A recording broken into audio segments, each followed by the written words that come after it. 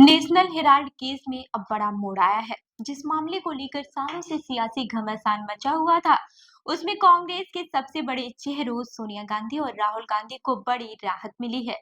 दिल्ली की Rouse Avenue court ने ED की मनी लॉन्ड्रिंग शिकायत को खारिज कर दिया। लेकिन सवाल ये है कि क्या ये मामला यही खत्म हो गया या आगे फिर नया मोड़ आएगा।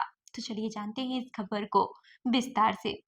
बता दें कि नेशनल हेराल्ड केस की शुरुआत भाजपा नेता और पूर्व केंद्रीय मंत्री सुब्रमण्यम स्वामी की एक निजी शिकायत से हुई थी। उन्होंने आरोप लगाया था कि कांग्रेस नेताओं ने एसोसिएटेड जनरल लिमिटेड यानी कि एजेएल की हजारों करोड़ की संपत्तियों पर कब्जा करने की साजिश रची।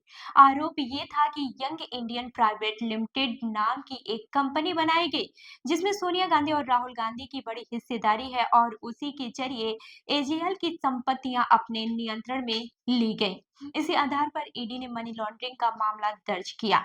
ईडी का कहना था कि एजेएल की संपत्ति अपराध की आय है और इन्हें साफ सुथरी संपत्ति दिखाने की कोशिश की गई। इसी वजह से सोनिया गांधी, राहुल गांधी और सैम पित्रोदा समेत कई लोगों के खिलाफ पीएमएलए के तहत केस चलाया गया। लेकिन दिल्ली की निचली अदालत ने ईडी की इसी दलील को स्वीकार नहीं किया। कोर्ट ने साफ कहा कि मनी लॉन्ड्रिंग का केस तभी बनता है जब पहले कोई अनुचित अपराध दर्ज हो और उसके लिए एफआईआर मौजूद हो। इस मामले में पूरी कार्यवाही सिर्फ एक निजी शिकायत पर आधारित थी, किसी पुलिस एफआईआर पर नहीं। कोर्ट ने यह भी समझाया कि पीएमएलए की धारा 3 और 4 तभी लागू होती है जब अपराध से कमाई गई संपत्ति साबित हो।